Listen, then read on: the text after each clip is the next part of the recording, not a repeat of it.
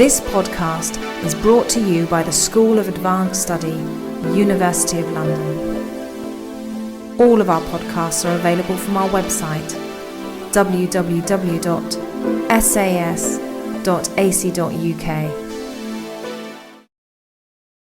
Okay, so let's start. As I already said, a lot of people have dropped out for this last session, which may well be because it was such a difficult or such a. Well, I didn't mean harder. I meant it because it's not about music. Yeah, that's right. It is all about the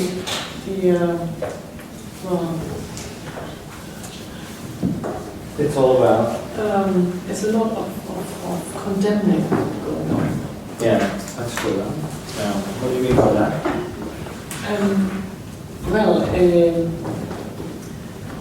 I can't remember how it starts with either the people or brainless, and then it goes over to the state.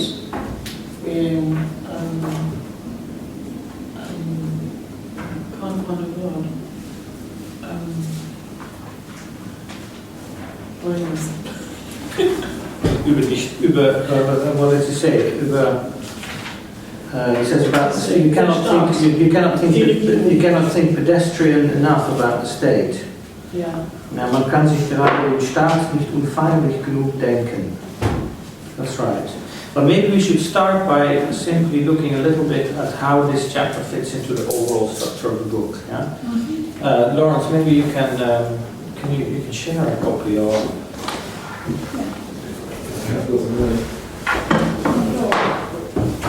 So we're dealing with Karl Marx, Der Tod und die Apokalypse, which is about everything. Not much left out of Not much left out of that.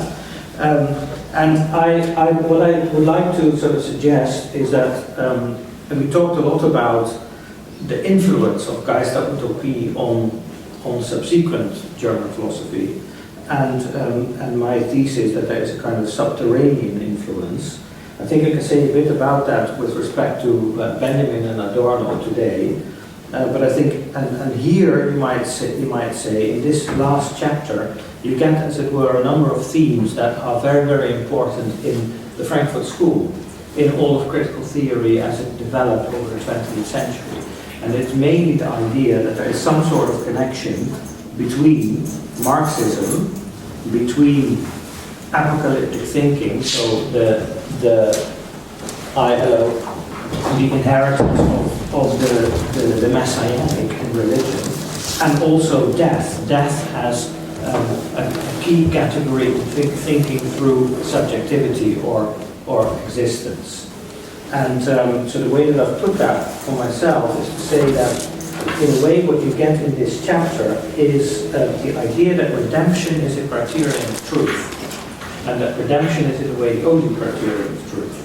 And if you see that is actually an idea that's also very much present in Adorno, and that's also very much present in Benjamin, and you begin to see how the early readings of this book by these two people, they actually have had quite an effect.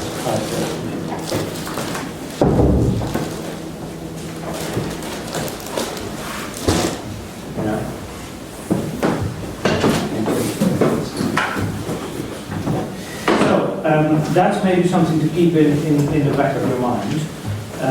Then in terms of the place that this chapter has in the book itself.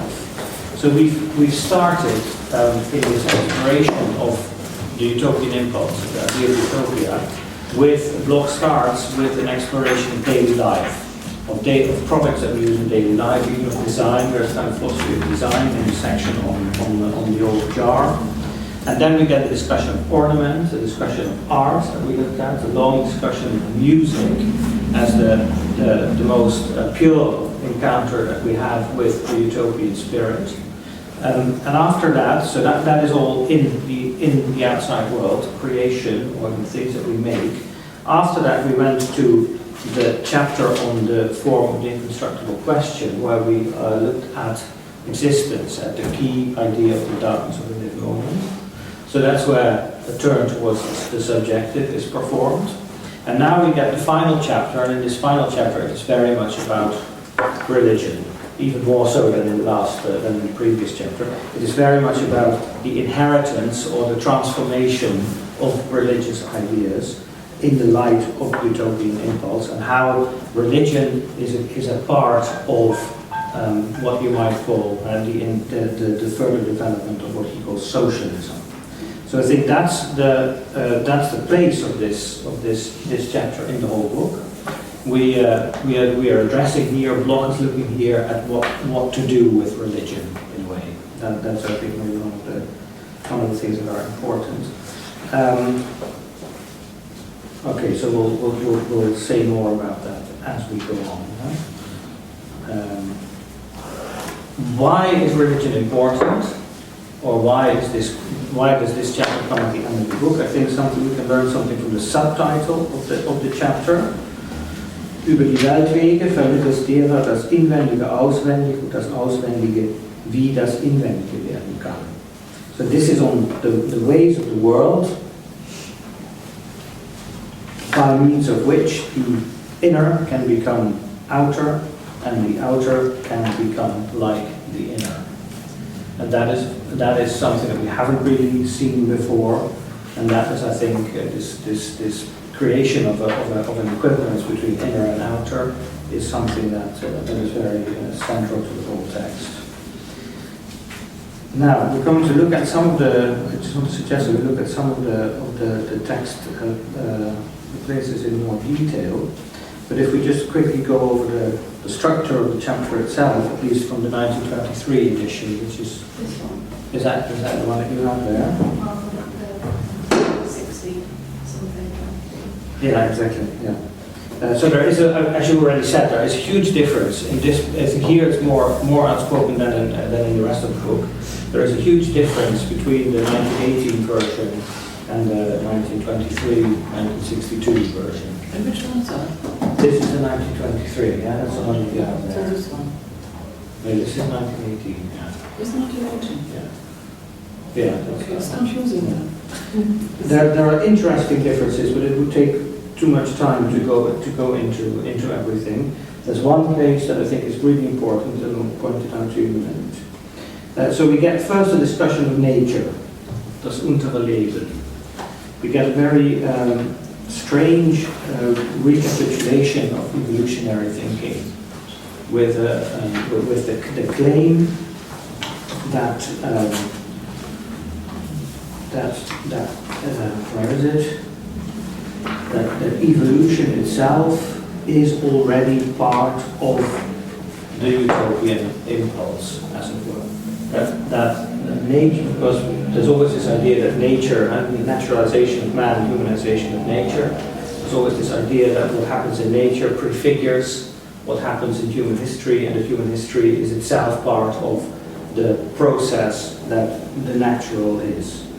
And so you get here this idea that, what do we quote from it?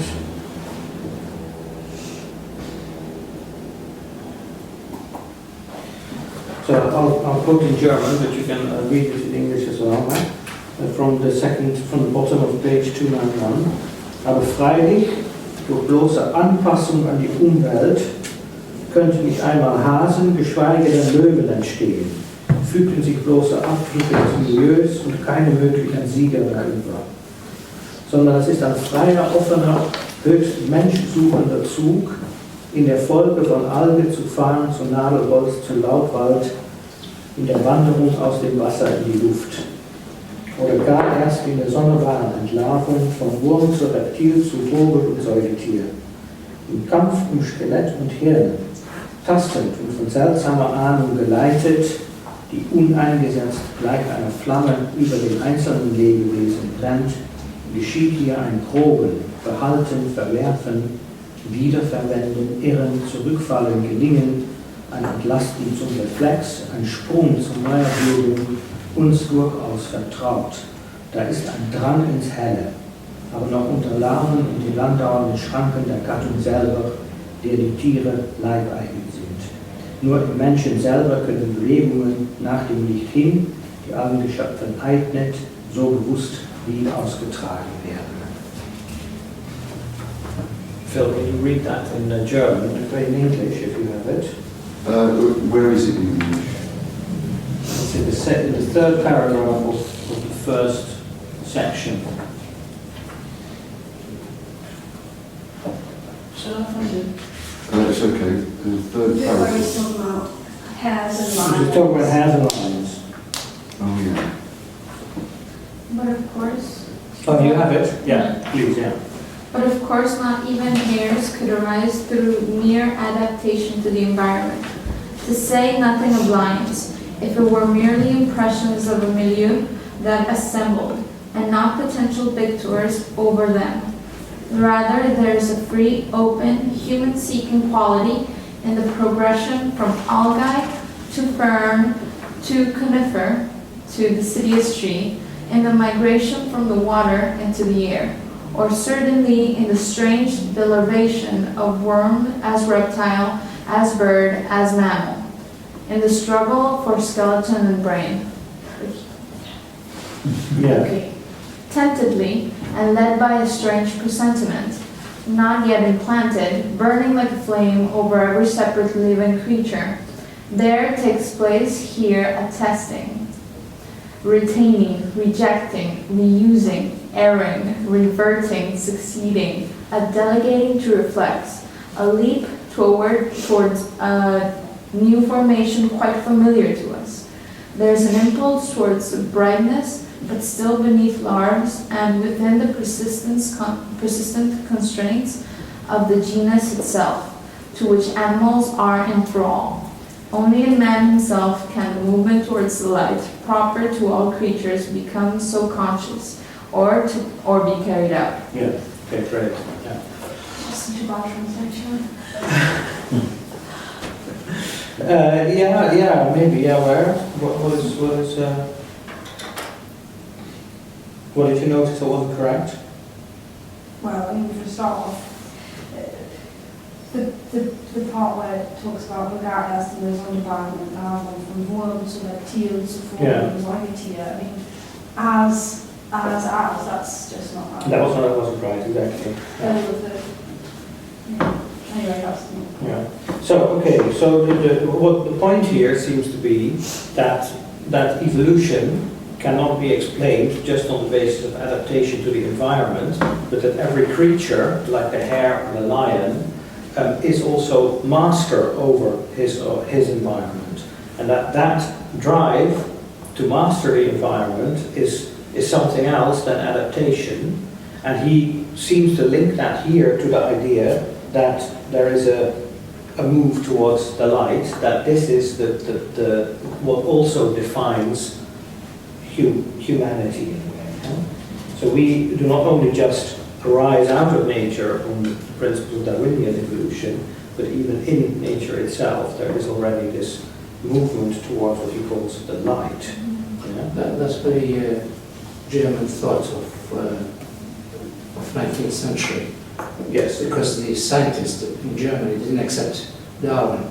They thought this is exactly the idea. Yeah. It doesn't adapt to the environment, but forces itself on the environment. And Nietzsche took that from them and used it.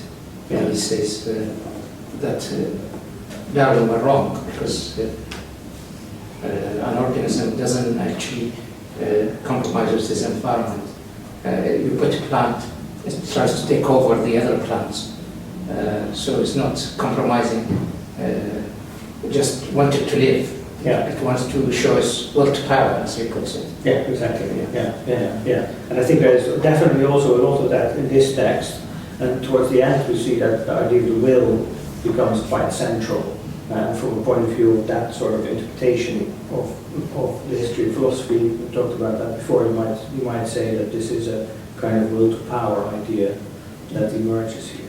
Yeah? But actually, the thought came to me from the purely biological point of view. I think this adaptation thing gets very confused in terms of interpreting Darwin. Because what Darwin really means by evolution and selection, the word selection is important. But what he says that in a given population, say of sheep or giraffes or anything, say the different different ones in the species may have hidden certain properties which are not there in the rest of the thing. So say suddenly if you are living in an environment of 20 degrees and if the temperature were to suddenly drop to -5 degrees, what Darwin says is that in that population there would be about 5 out of 100 who have a gene to compensate for that drop in population and can survive.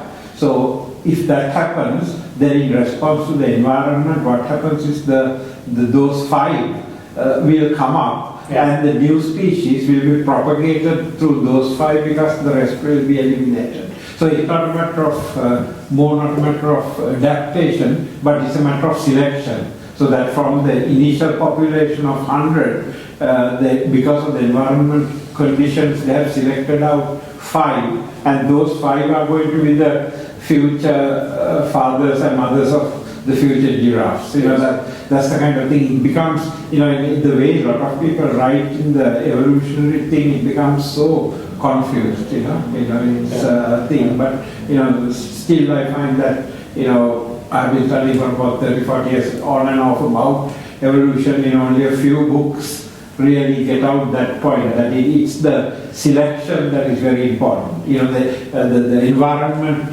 is responsible for doing the selection, and once the selection is done, so to speak, a new species takes over because it's only the subset of the initial set which can survive.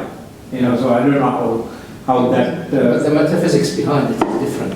Yes. Because what you just explained is what you find in Schopenhauer, which is the will to life. Yes. That life was to carry on. Yes. So it carries on in the way you just described. Yeah. But Nietzsche changed that.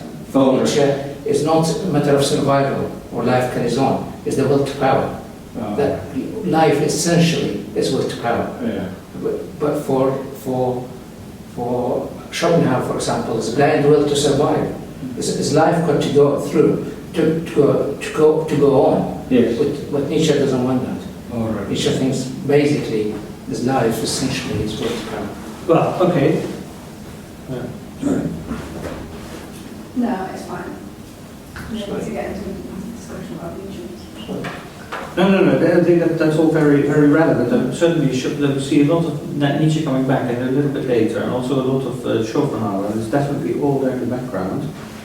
I think that the question for us is, why does this chapter on Marx and death and apocalypse start with this quasi-scientific discussion of evolution?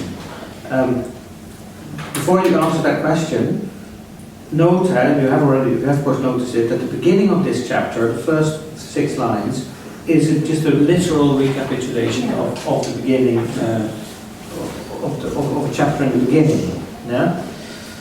So we start again with that. So in a way we have come back to the beginning of the book. We start again with this basic experience. He even says, I repeat, wiederhole.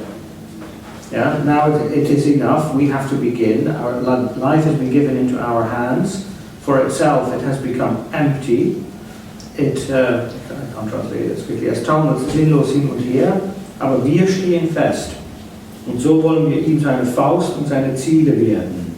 We want to become its fist and its goal. Neu und weit geht zunächst derart auf, was unter uns liegt.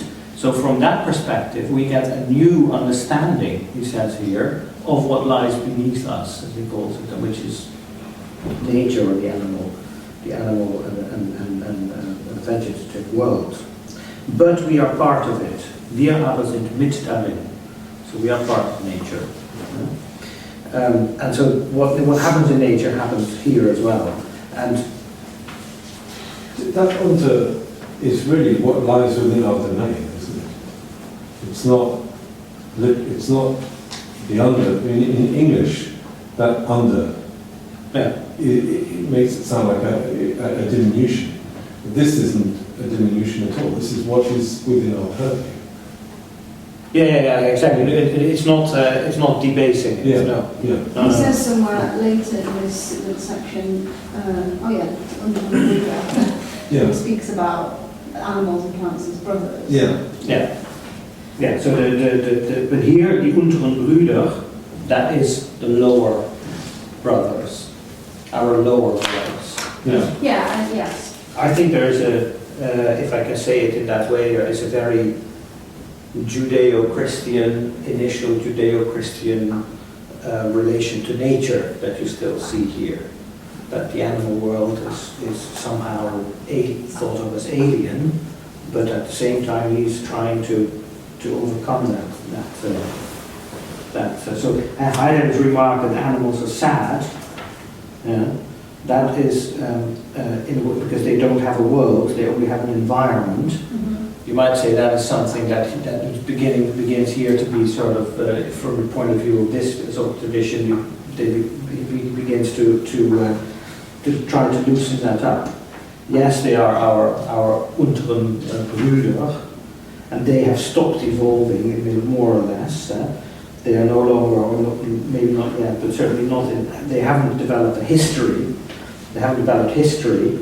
They might still do that at some point, but they haven't now. But at the same time, what goes on in nature is more or less the same as what goes on in human existence. So they do exist, whereas for Heidegger might say animals do not, literally speaking, exist. And why do they exist?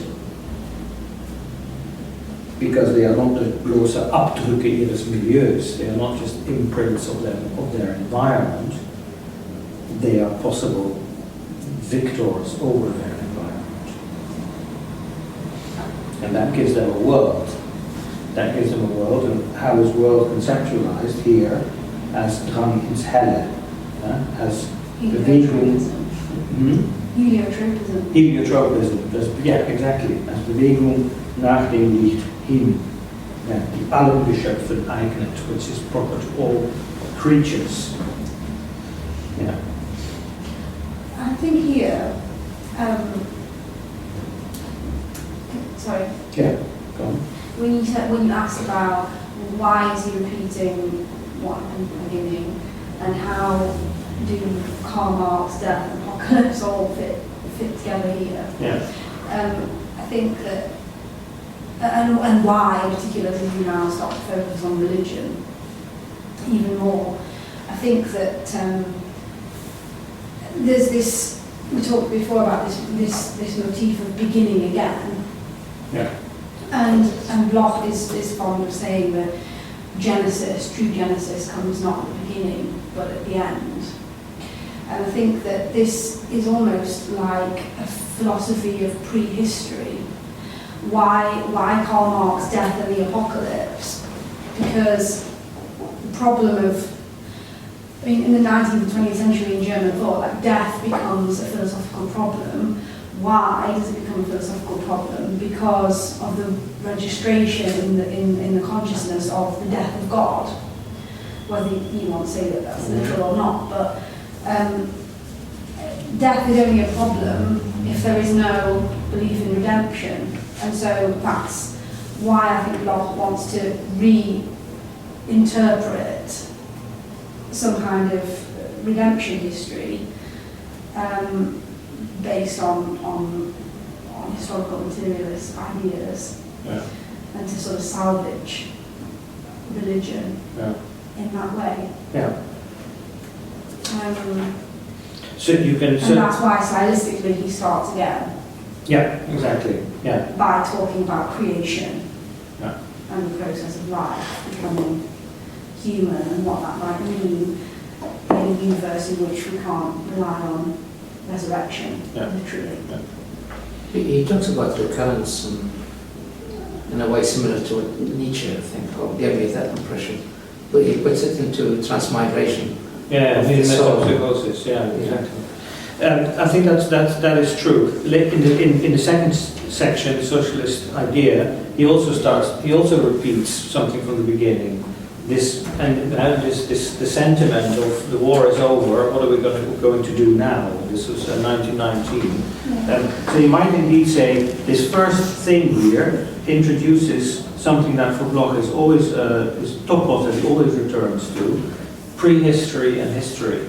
And with humans we get history. And then you might say, so now we're going to talk about what the historical and what it means for the human subject to have history, and what that means in terms of the resolution of that history. But also, for Bloch, I think history is also prehistory. That's the point. Yeah, that's right. There's there's no absolute ontological difference between the two. Yeah. That's what you get. Although he says a history of porcupines or cows in 15 volumes would not be very interesting. Yeah. Which is and if it is interesting, then it is because we have written it and the porcupines haven't. Yeah. You might say. You can make a beautiful quill with porcupines flying. Yeah, exactly. To write Okay, so that's maybe that is an important point. And so right at the end of the section we get what happens with humans now that they are on the scene. Sie sind aber ebenso, they are dangerous, of course. Sie sind aber ebenso imstande, dieser Acht und dem Platz, den sie einnimmt, Licht zu geben, wie kein äußeres Feuer kann. They are the ones who bring light to the whole of all beings, as it were. Okay, so then we move on to the section on the socialist idea, and just to run ahead very quickly, after that we get this discussion. So that is the discussion of, you might say, Marx. And then we get a discussion of death under the aegis of the idea of Reich, of kingdom. Yeah? And that's where we get the strange discussion of metempsychosis, of reincarnation. And after that, we go into it goes on for a long time.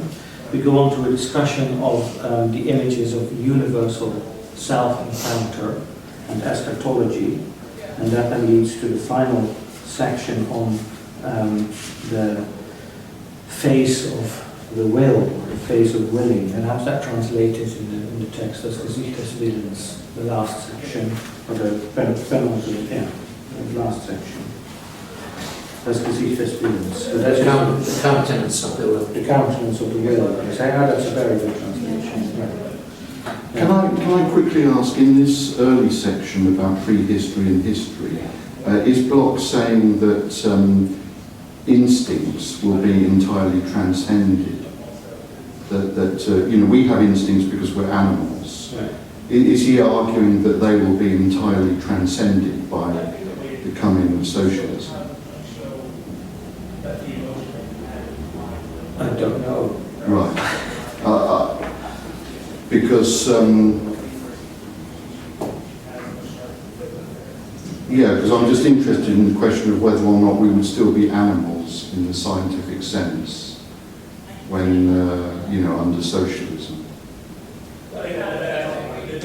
Just throwing that out. That's. We would still have bodies. Even socialists have bodies. So in that sense, probably yes. Yes. Yeah. And they also die, but that's more of a problem. What I want here, I want to, if it's okay with you, I want to go to page 300 in the German text, and that's in the English text is it's about halfway.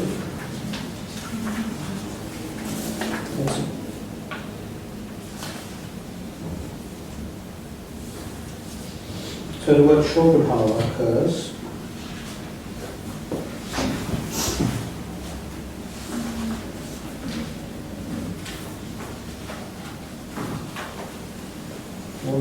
I really want to read this paragraph. The paragraph begins with folglich also, das ist 299, folglich also bohre sich zunächst das rechte Tun von unten her so nüchtern wie möglich in diese Dinge ein, sie zu bewegen.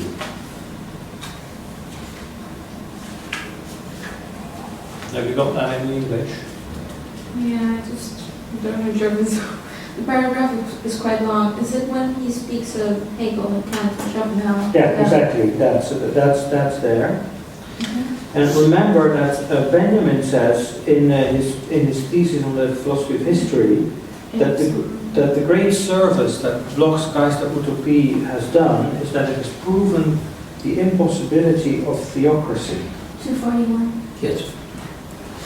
I will just read this paragraph. So he says Hegel, Kant, Schopenhauer. Übrigens ist die Proportion, die Marx dem Interesse, so the last line of 300, the proportion which Marx accords to interest. Übrigens ist die Proportion, die Marx dem Interesse, also dem voluntaristischen und der Idee als dem gleichsam vorsehungshaften panubistischen Moment zuwies, keineswegs klar bestimmt. Do you see that? What is it in English? At any rate, the proportions which Marx allotted to interest as the voluntaristic moment and the idea as the seemingly providential panlogistic moment are hardly clearly defined. Yeah. So this refers to a quotation that, of course, that we all know from Marx and that Bloch likes to quote as well, saying that when an interest and an idea collide, it is the idea that gives way. And he links that here to the distinction between Kant and Hegel, which we saw earlier in the book as being sort of definitive for what Bloch is doing and moving from Kant to Hegel and back again. But he says, okay, Marx is not actually completely right in making that statement. Will wollend handeln und die Welt verändern. Darum erwartet Marx nicht lediglich den Eintritt von Bedingungen, sondern lehrt sie herzustellen. Als Klassenkampf analysiert die Ökonomie auf veränderliche, zum aktiven Eingriff taugliche Elemente. Andererseits jedoch wirkt er von den Romantikern, vor allem aber von Hegel, in großartiger Umkehr der Ironie des Subjekts zu der des Objekts, restaurierter Okkasionalismus, die Lehre von der allgebrauchenden, nunmehr gerade die Subjekte gebrauchende Weltvernunft auch auf Marx ein. Und derselbe Mann, der allen Fetischcharakter aus dem Produktionsvorgang austrieb, der alle Irrationalitäten der Geschichte als lediglich undurchschaute, unbegriffene und daher schicksalhafte wirkende Dunkelheiten der Klassenlage des Produktionsprozesses zu analysieren, zu exorzisieren glaubte, der allen Traum, alle wirkende Utopie, alles religiös umgehende Telos aus der Geschichte verbannte, treibt mit den Produktivkräften, mit dem Kalkül des Produktionsprozesses dasselbe allzu konstitutive Wesen, dasselben Pantheismus, Mythizismus, indiziert ihm dieselbe letzthin gebrauchende, leitende Macht, die Hegel der Idee, ja auch Schopenhauer seinen alogischen Willen indiziert hatte. Gerade an dieser Erscheinung des Verhältnisproblems zwischen subjektivem Willen und objektiver Idee erweist sich, das ist Central Sentence, erweist sich die Notwendigkeit seiner grundsätzlichen, von Marx verabsäumten metaphysischen Durchdenkung. Die Geschichte ist eine harte, gemischte Fahrt, nur möglicherweise geht landauernde Aktive in die Zeit. In ihr objektives Selbst über, ladet sie, schafft sie zu einem Locus minoris resistentiae, ja selbst zu einer verwandten Eigendynamik des Objektiven. Wobei ersichtlich dieselbe Problemebene betreten wird, auf der sich die Diskussion des Tridentinum über das Verhältnis, die Mischungsproportion von Freiheit und Gnade und ihrem möglichen Synergismus zutrugen. Right. So I think this is a central passage in this section. Because here you get, and this is not in the 1918 version actually, this is obviously a later insertion, because here you get this, one of the key ideas that Marxism needs its own metaphysical reflection for it to be complete, for the socialist idea to be complete or to be what it is. And that is, I think, the basis for what comes now, what is going to come after. Yeah? Because what is that metaphysical, metaphysische Durchdenkung? That is precisely this book. Yeah? That is what this is. The reflection on the basis of the socialist idea in an analysis of subjectivity, an analysis of existence, of individual existence.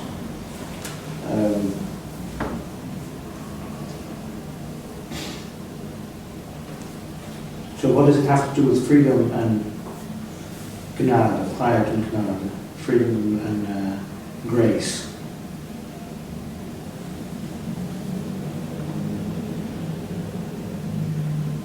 What does what? Well, to this last remark that he makes here.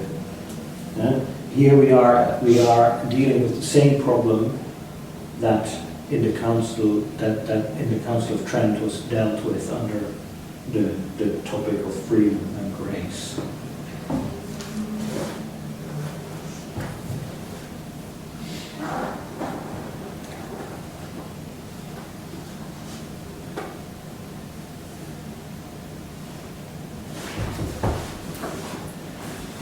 Or at least from Schopenhauer and a bit of Schopenhauer. For Schopenhauer is the blind will, we call it a logical will, which is a blind will. But this blind will determines the individual. The individual actually born with intelligible character that's predetermined. And for Marx, on his view, anyway, as the argument goes on, Marx is interested in the objective laws of production to the limit that the subject is lost in this objectivity that's of laws outside him. So the inner is lost. And I think he's going to go on religion saying that it's the opposite happening there. But it seems to me he's combining these ideas which actually got determinism in it. And the individual loses subjectivity or subjective free will. Well, what is he saying here about Marx? I think he's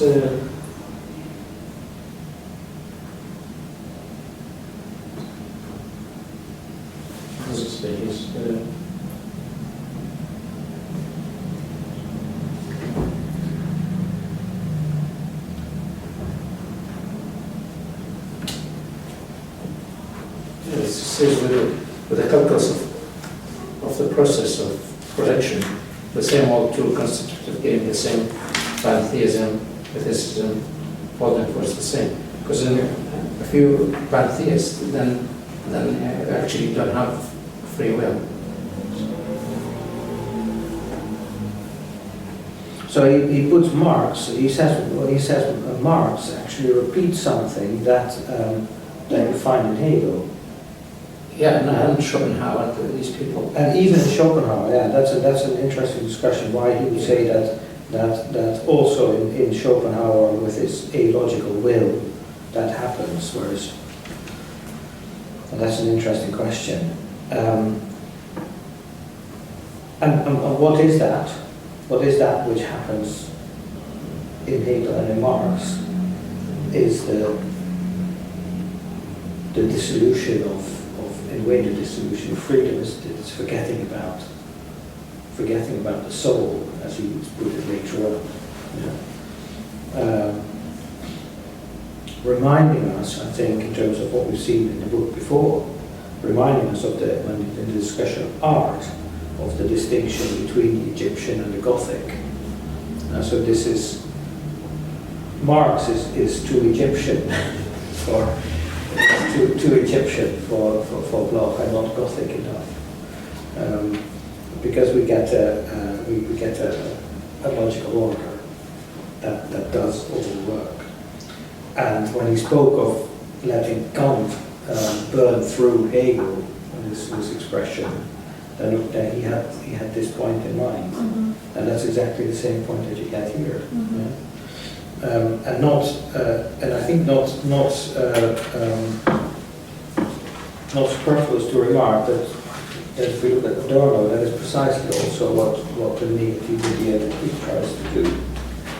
It's at that same point, to rescue a notion of subjectivity over against its overpowering mechanism of the dialectic. You agree that I thought this was quite a central passage in this section. Do you agree with that too? I do as well. I just don't. Pardon. Fine. Every time when I read this part, I said, okay, and then he starts talking about Jesus. And then, okay, maybe I didn't understand. So that's the part I do understand, and I do like the way he, how do you say this, defines this sort of new type of dynamic objectivity. But again, I feel like I've not understood. Yeah. The passage in itself can be, I interpret it one way, and then what comes next. Yeah, it can become something else.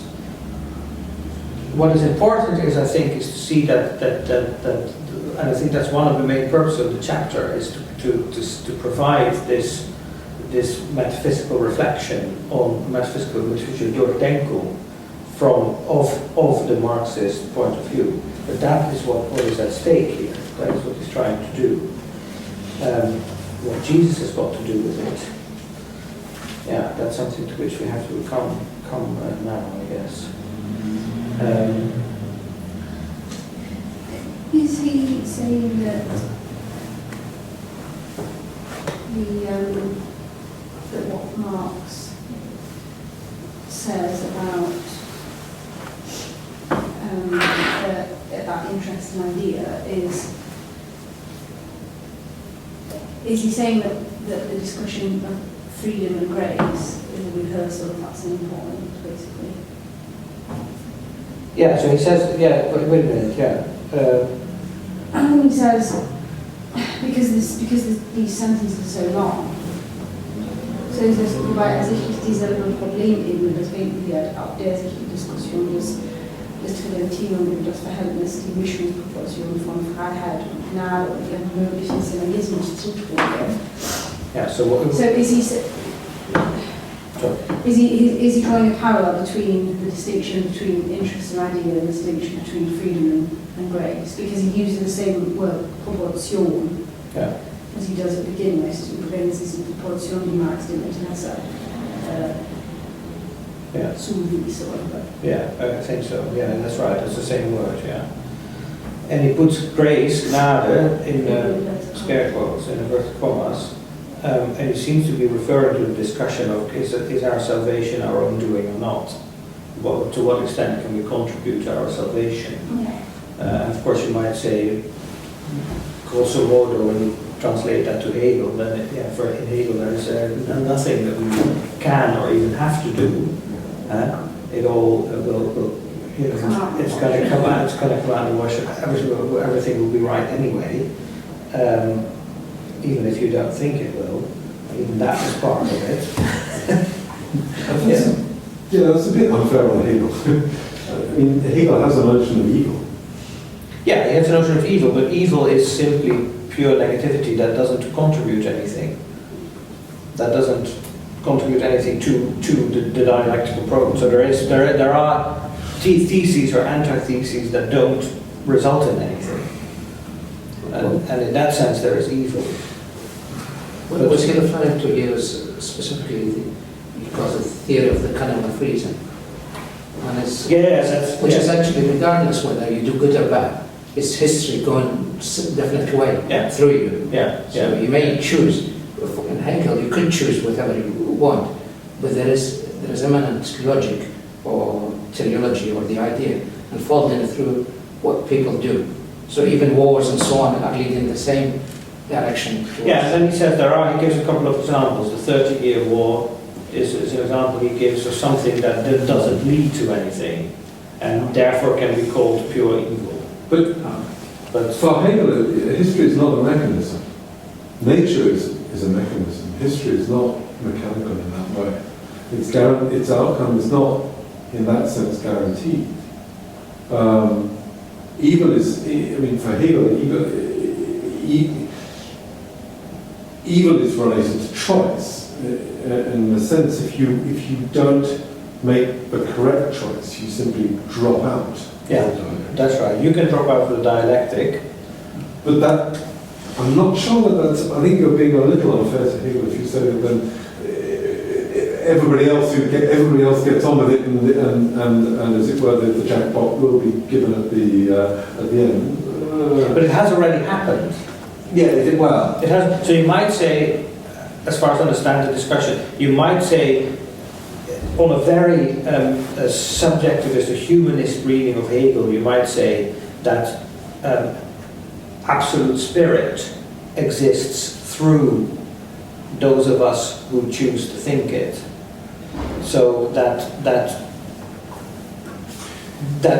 absolute spirit can become real because we have Hegel's philosophy and we can understand it and think it. That's maybe one way of putting it. But regardless of that, there is no, as here in Bloch, there is no future goal to be attempted or expected or worked towards. I think. I mean, it would be great if that wasn't true about Hegel, but I don't see where Hegel would say that. But I mean, that's precisely the strength of Hegel. That we don't know the future, but if we make the right choices, we will get there. Bloch seems to be trying to do something which, seems a bit speculative. Yeah. I mean, That's right. Yeah. The right choices from whose perspective is always a question, isn't it?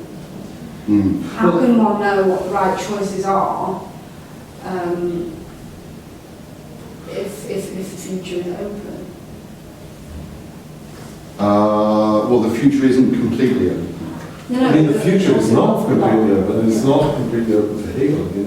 The notion of Recht, in some sense, is quite coercive. Yes. There is a right thing to do for Hegel. It's not. I find Marx, in that sense, almost more mechanistic. Marx, it will come out more, I think, from Marx. Mm-hmm. It's not so much that it's undecided for Hegel, but the infinite represents a pressure in Hegel, Yes. which draws you towards the Recht. Mm-hmm. So that's right. We can be unsittlich. Yeah. We can act against what the moral law requires of us, although that law is not a law in the sense in which a Kantian postulate presents a law. Yeah. But as Hegel says, freedom is insight into necessity.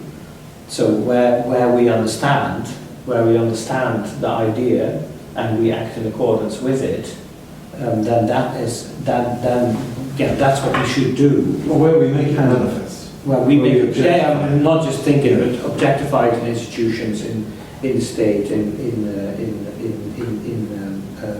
the forms in which we live together, in art and culture, in religion, in philosophy, etc.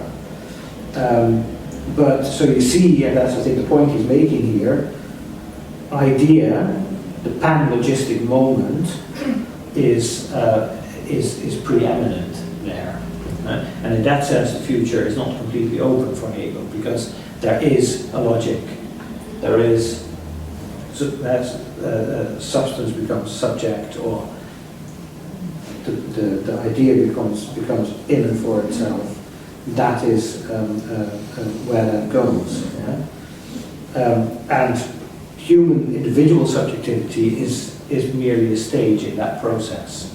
So you might say, if you, as Horstmann, the Hegel commentator, says somewhere, if you take Hegel really fully seriously, you have to really think differently about what you are than you might if you accept what people tend to think about what we are as human beings.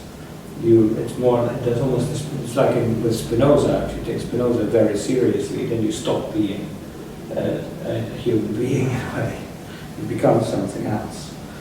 And maybe that's also, I don't know, maybe that's also the case for Hegel. And I think what Bloch is trying to do here is to say, and he said that several times before in different ways earlier on in the book, is to say that something about Kant, this idea of the practical reason, of the postulates of practical reason, and with it associated the idea of the soul, that has to, as he says, burn through in Hegel. So he's of course speaking from the point of view of neo-Kantianism, at which he's been trained, and that was discussed at the time in which he writes this book. He wants to, with respect to the relation between Kant and Hegel, he wants to do one and not leave the other, and that goes in both directions. And I think that is the key point, and that's also what the key point in the whole Frankfurt School. That is always what it comes down to. There is a mutual dependency of the Kantian gesture and the Hegelian gesture, and you cannot say that one forecloses or makes redundant the other. You have to keep doing both. That makes sense, but that seems to be what's behind what he's doing here.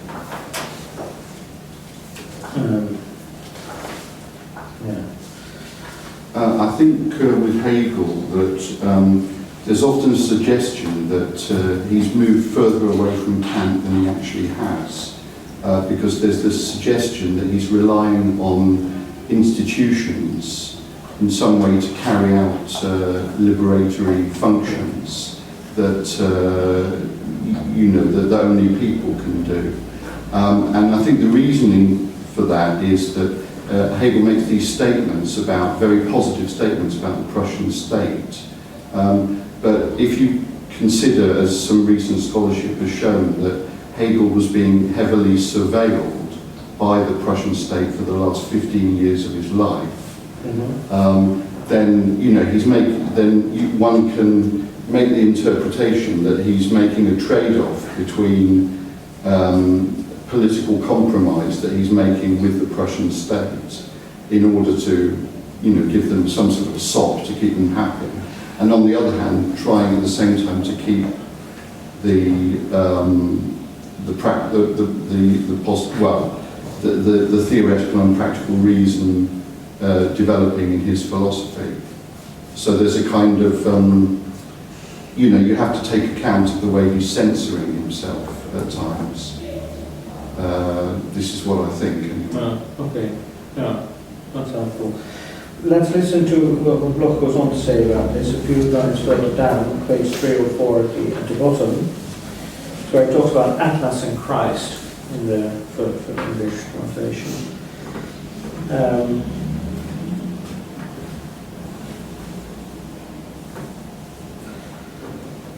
Or I guess a little bit before that, where he talks about heart and conscience. Herz, Gewissen, you got that? Yeah. Herz, Gewissen, Geisthaftes, Kommunion aller Lebendigen, Brüdergemeinde, Philadelphia und Ende aller Verschlossenheit fanden in der Französischen Revolution, diesem wahrlich nicht nur bürgerlichen Durchbruch von Ketsergeschichte, ihren näheren Widerschein auf Erden. Und schließlich scheint es in diesen Tagen, in these days, wo das verzweifelte Abendrot Gottes schon genugsam in allen Dingen steht und weder Atlas noch Christus ihren Himmel tragen, kein besonderes philosophisches Verdienst, wenn der Marxismus atheistisch fix mit Status quo bleibt, der Menschenseele nichts als einen mehr oder minder eudämonistisch eingerichteten Himmel auf Erden zu setzen, ohne die Musik, die aus diesem mühelos funktionierenden Mechanismus der Ökonomie und des Soziallebens zu ertönen hätte.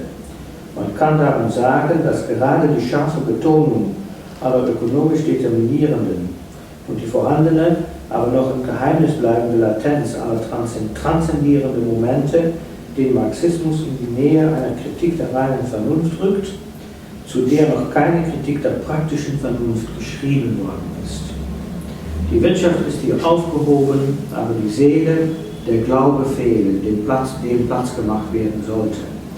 Der tätig kluge Blick hat alles zerstört, gewiss vieles auch mit Recht zerstört, all die privaten Idyllen und nichts durchbohrenden Träumereien der Siedler und Sezessionisten des Sozialismus, die sich für sich eine schöne Nebenerde aus dem Besten der Welt herausdestillieren wollten und das Phlegma der übrigen Erdkugel niederschlugen.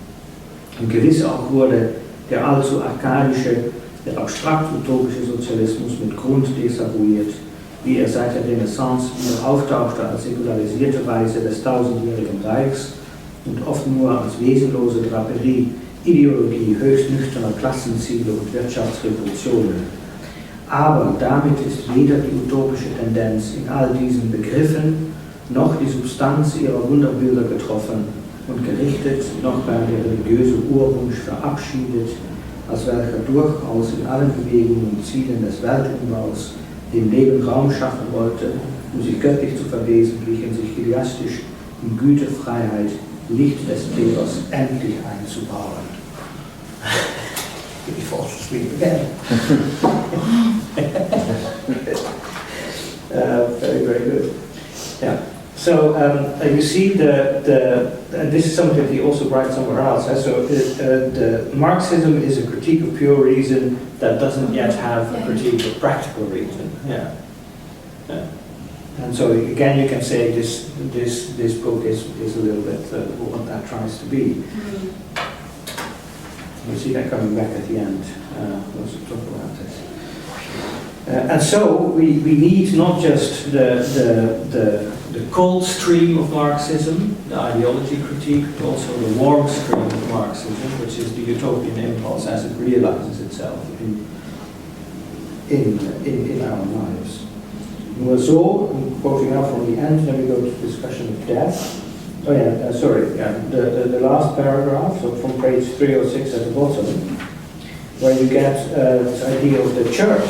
Yeah, it's all very, I mean, if you don't like that sort of stuff, then this is a very heavy-going chapter, isn't it? Because it's all about, he just uses all these terms, and it is, it's a discussion question, but what he's doing here, is he trying to make us all convert to Christianity, or is he doing something else? I think it's just terminologically very ambiguous at this point, whereas later on in his writing, it's a lot clearer. Yeah, the extent to which he tries to distance himself from the theological semantics of this sort of terminology, if you know what I mean. Yeah, exactly. But here he's quite, he's dressed up in it, isn't he? Yeah, totally, yeah. Let us read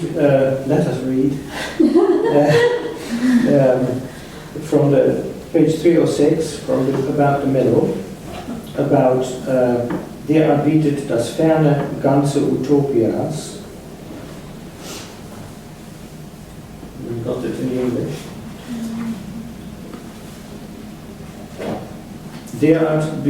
Just after mentioning Baader, Tolstoy and Dostoevsky.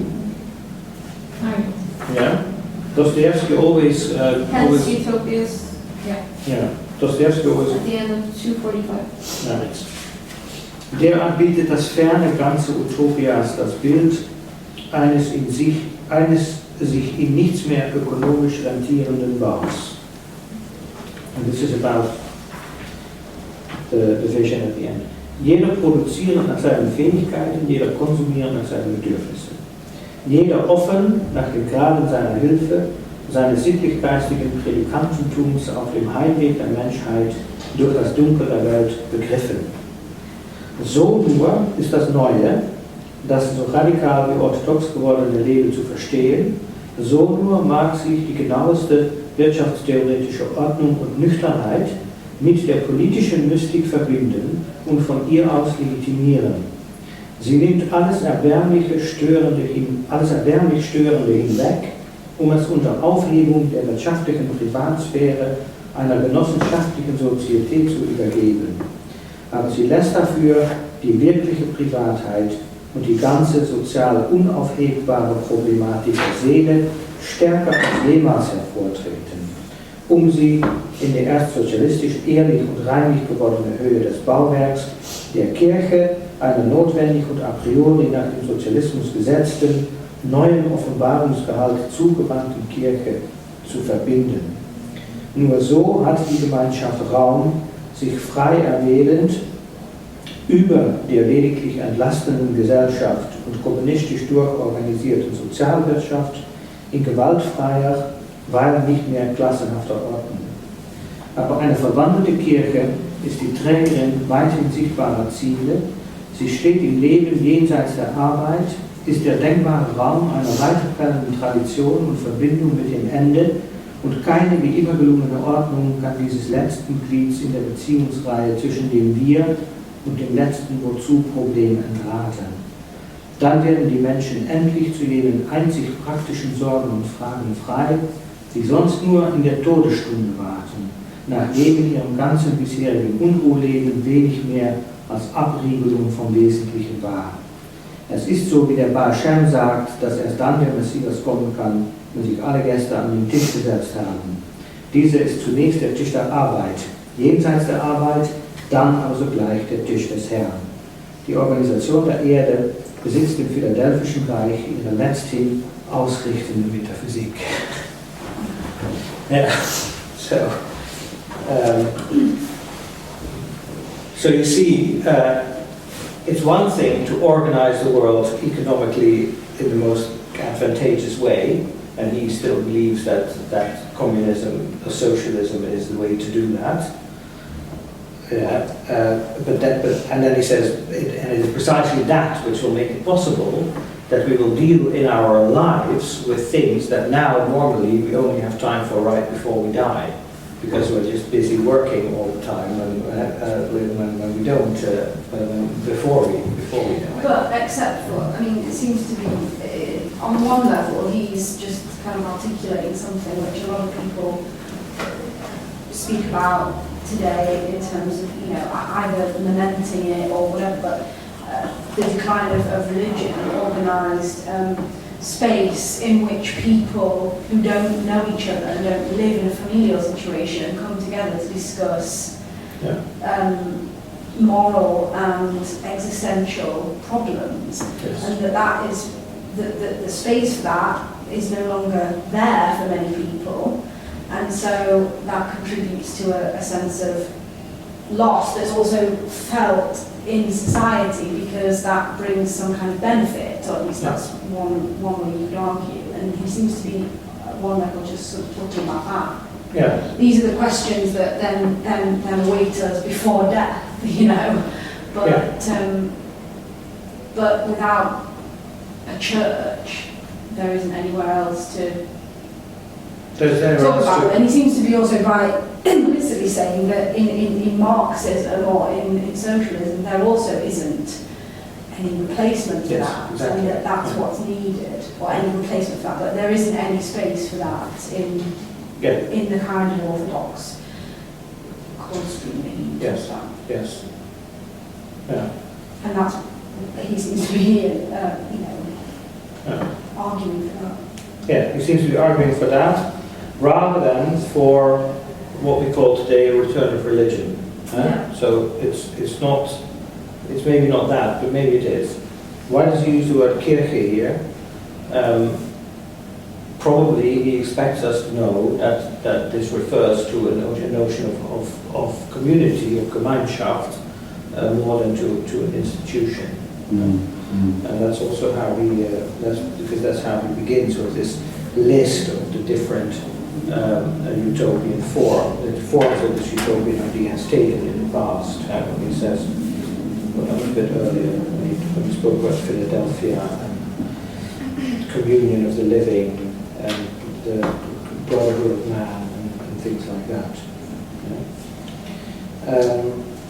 So that is maybe.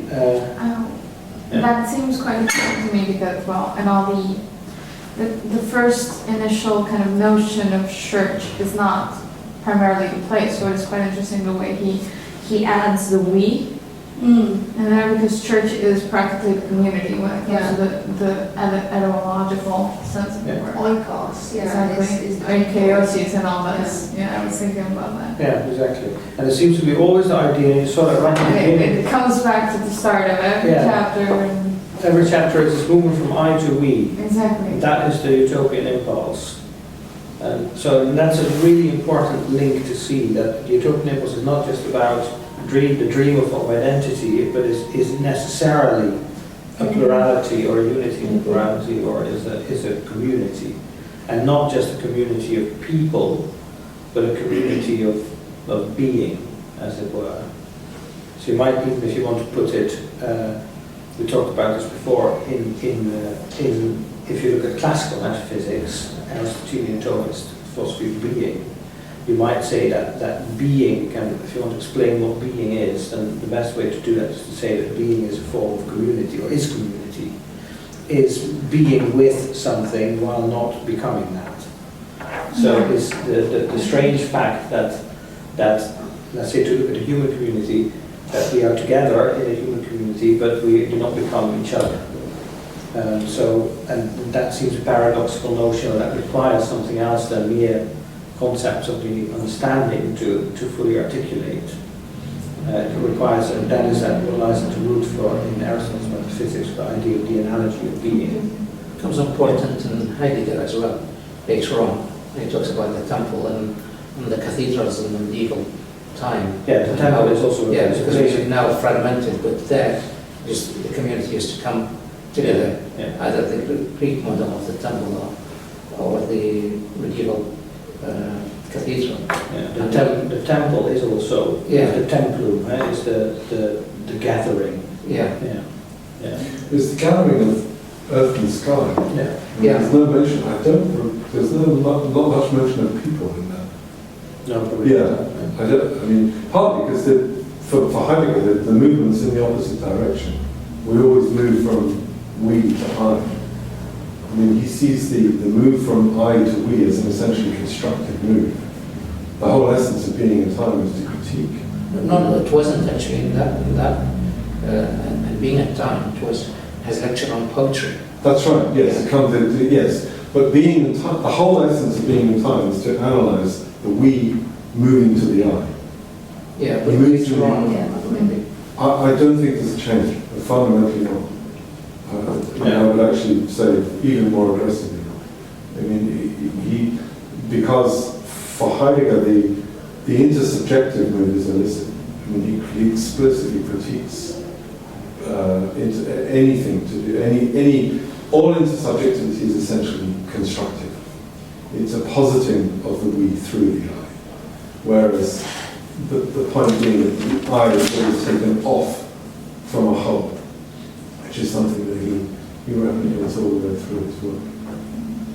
So it's a fundamental problem he has with Marxism, that there is no possible move from the I to the we, because the I already presupposes a we in each case. Yeah, I think I would definitely, but I don't think that's sort of denied here, because, we just saw unter Aufhebung der wirtschaftlichen Privatsphäre eine genossenschaftliche Sozietät zu übergehen, aber sie lässt dafür die wirkliche Privatheit, that's a notion of Eigentlichkeit, if you want to put it in Hungarian terms, und die ganze sozial unaufhebbare Problematik der Seele stärker als jemals hervortreten. And then to give it, to pass it on to church. So I think, I don't know, but that's a really important discussion, point that you raised there. But I don't think that when Bloch speaks of from the I to the we, that is the notion of a collective, or of das Man, or something like that. I don't think that is what he has in mind. I think, but there is definitely a notion of intersubjectivity, because that's what it moves here towards, right at the end of this chapter. We'll get there in a minute, where he speaks of seeing face to face, in reference to Paul. Yeah? But of course, that is also not a form of intersubjectivity that is built on founding subjectivity as Heidegger understands it. Yeah. Or on the subjectivity as the fundamentum in concussion. I don't think that is what's... But one other problem is that in a community, if you have the I's give rise to the concept of a we, but if the I's are never going to be, as you said earlier, not going into one another and becoming all I's, the I's remain different with different potentialities and different powers. So in that sense, when there is that difference, how can you ever get the concept of a community or a we, which is sort of acting together as a totality, because you don't seem to have a commonality to act together, because there would be the individual pulls in different directions. I mean, this is the I suppose the anti-Marxian. Well, I was just going to say, I mean, you said that you didn't, that you can't really talk about collectivity, but I think that almost is a better word for what Bloch really means, in the sense of,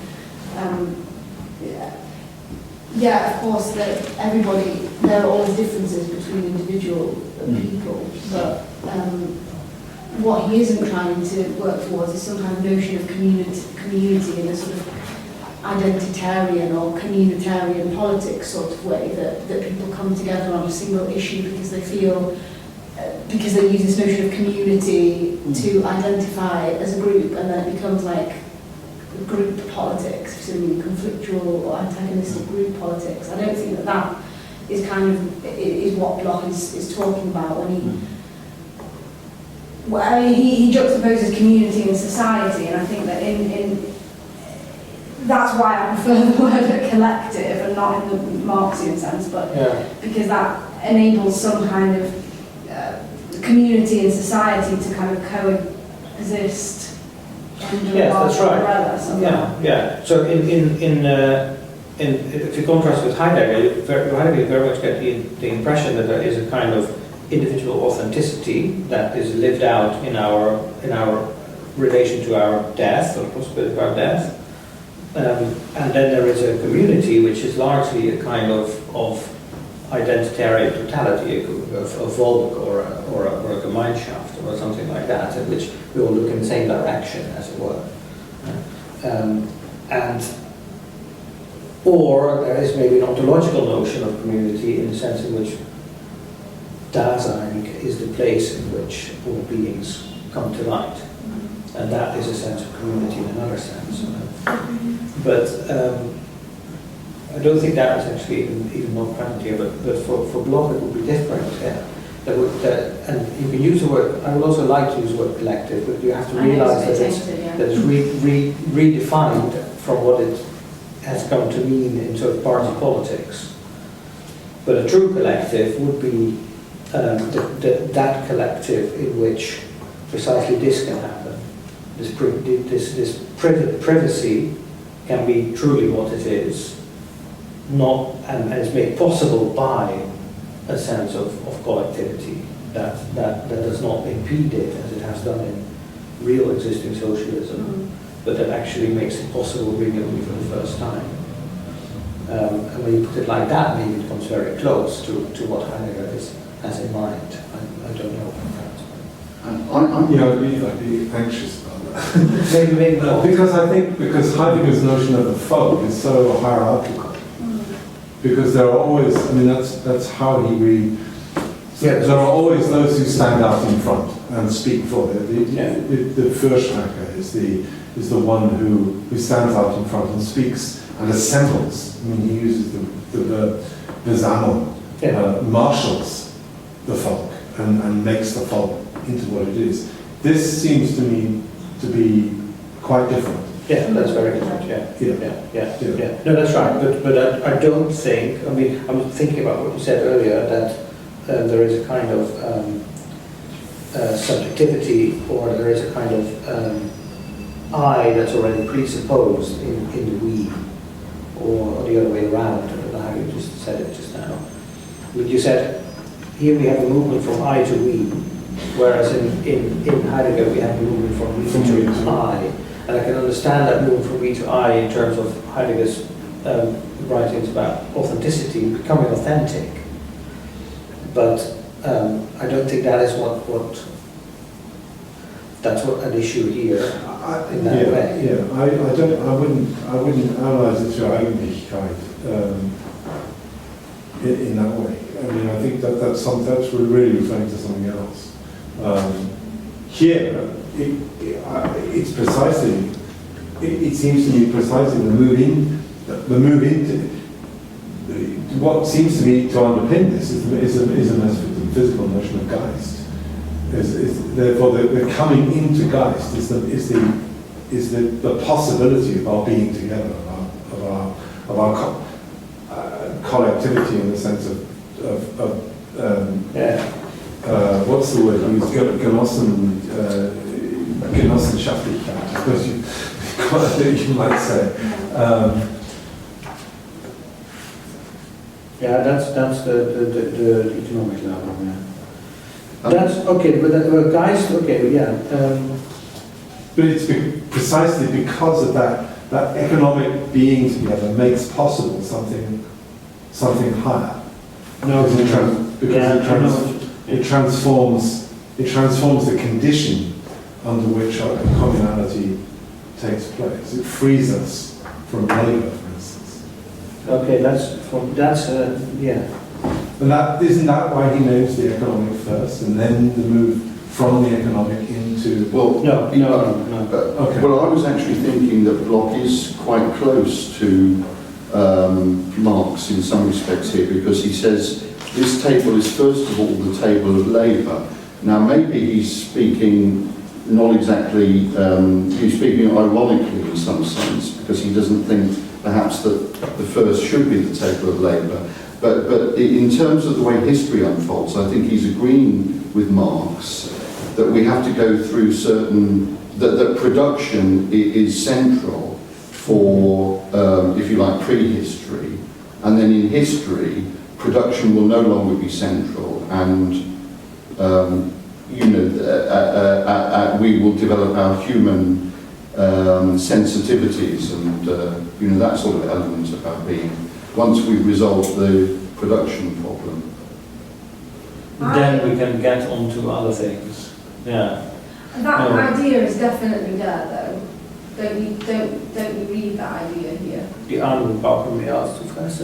Yeah, but I think that Phil's right in the sense that that notion is clearly supposed to be present, whatever you think of. Yeah. Whether Bloch buys that or not. Yeah, that's right. Yeah. Seems to me to be. Yeah. So the question is then whether. Sorry. No. The question is then whether what the I to we movement represents for Bloch is the same as, or how, to what extent that maps onto the transcendence of production or transcendence of labour in communism, or whatever that would be. Yeah, that's right. But it's not the case. Yeah, that's true. Yeah. So labor also in this idea, if you think about the communist society, labor will also change its nature and its face. Yeah. So it's not the case that so Marx says somewhere that we always have to have agriculture and stuff like that to feed us when we sit around being critics and I think, yes, that is true in a sort of practical sense. We all live from that. But I think Bloch is concerned to think about a horizon to that in which really, as he sort of inherits this idea from religion, there is a new heaven and a new earth. And I think he has this idea that largely through technology, but maybe also in a different way, something would happen which would make us, the New Jerusalem is built out of living stones, as he says. These excellent views. So he imagines a politics beyond the politics. biomateriality.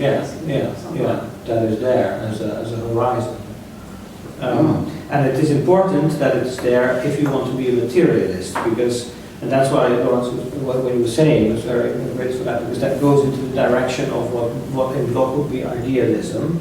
That you say, you have basically Aristotle's idea of human life.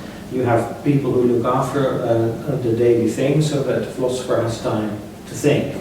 And that is Geist, and that is where we can apprehend the universality, or the whole, or where we can have a relation to totality, or to the infinite. And that is, of course, very much goes counter to the whole movement of materialism, in which Bloch places himself, and in which also he puts Marx. We see that coming out in page 332, so let's read the little paragraph there, which is the beginning in English, the penultimate section, forms of universal self-encounter or eschatology. Skipping quickly to this point now, because it's important here, but we have to go back to discuss death. We have time for that. Die meisten arbeiten ohne zu wissen, was sie tun.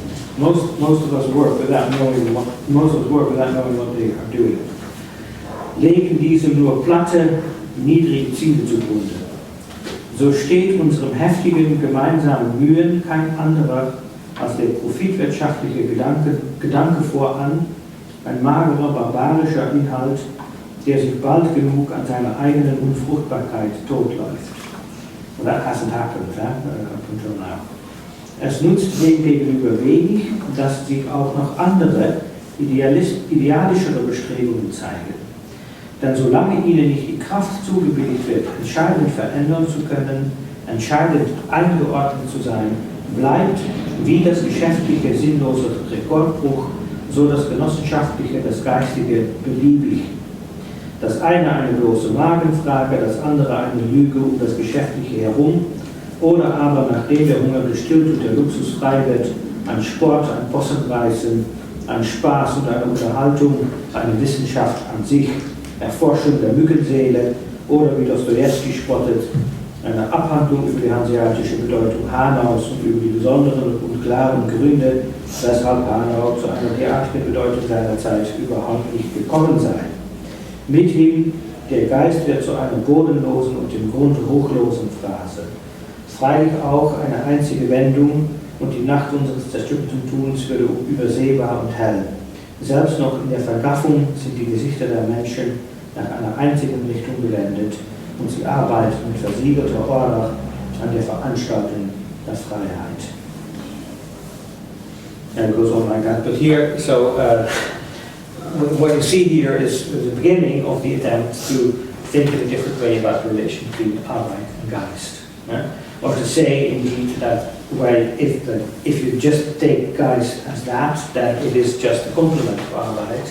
You need to have one you can't have one without the other. The culture of Geist is just the other side of the same coin as the culture of work and of labor.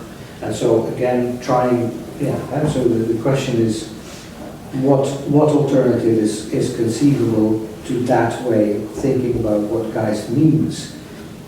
Bloch doesn't give up the word Geist. The whole book is called Geist, Utopie, of course. But he tries to think it in a different way. Ein fernes Wehen geht voraus. That's the 333. Die Seele wird hell, der wahrhaft schöpferische Gedanke erwacht. Was sich hier berufend zeigt, tätig einzugreifen, das kommt gewiss rechtzeitig, geschieht philosophisch zu Recht, auch wenn nicht die gerade lebenden Menschen, sondern nur das, was der Zeit voransteht, sein aufnehmender Zeuge sein sollte. It is, and he also says this clearly in the introduction to the Principle of Hope, it is the idea of futurity that allows us to conceive of Geist and also of work, labor in a different way. Sorry, the idea of what? Futurity. Future. of the opening up of the future. It is the opening up of the future that allows us to break through this and to reconstitute philosophy, not just as understanding, as contemplation, but as active transformation of ourselves and also of the world in which the world that we share with each other.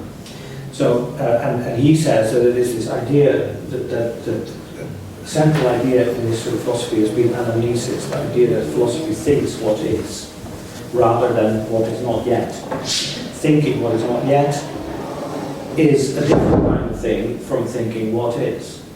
It is what he here calls anum, what he sometimes also calls, so we talked about a discussion about clairvoyancy and clairaudiency, a very strange discussion, and he has a similar strange discussion about 19th century ideas on reincarnation, referred to earlier in this chapter. But he works with an idea of capacity to have a premonition of, have an anum or something, a hunch or an inkling. That this is something that he says is part of consciousness, is a cognitive function itself, and cannot be understood in terms of the categories that have been developed in philosophy. And if you do take it seriously as a starting point of thought, then this distribution changes, because Geist is no longer contemplation. Geist is no longer betrachtung. So also the distinction between vita activa and vita contemplativa, the active life and the contemplative life, disappears. Not because there is no contemplation or there is no action, but because these two become something else in the light of human existence and understood, and being itself understood in the light of the not yet.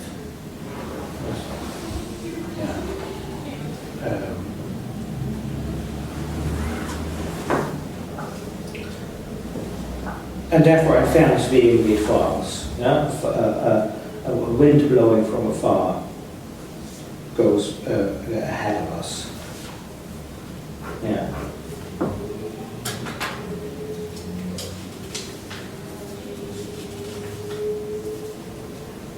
Is that kingdom he refers to in sections before? Yeah. Is that in the religious sense, or is that one of Kantian ones? It is a Kantian word, absolutely. Kingdom of ends. Yeah, kingdom of ends, yeah. That's how I looked at it. Well, we said before that when he's thinking about the utopian dimension, there is always as a temporal and a spatial dimension under which he conceptualizes this. The utopian is a notion of temporality insofar as it has to do with what he calls exodus, so transgression, moving beyond what is already there, and it is Reich, or it is kingdom, insofar as it is conceptualized under the idea of its arrival. And so any attempt to think identity or to think the utopian as a figure of arrival is will happen in notions of spatiality, of extensionality, and therefore of kingdom. Whereas all attempts to think utopian in terms of how it relates to our action or our existence is temporalized and is in terms of transgression.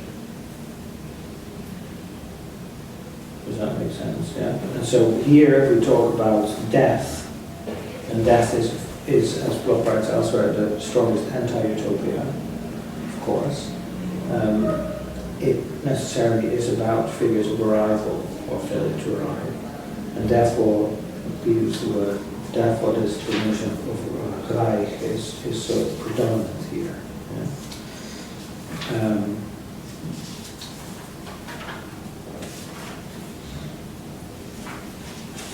Helga, say something. Say something about what he says about death. I think I was on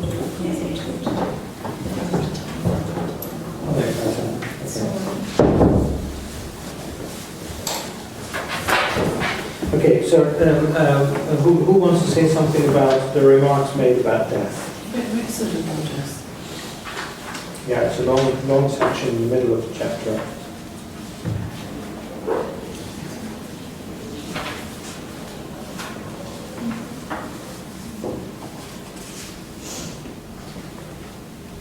Oh, here I'm reading something which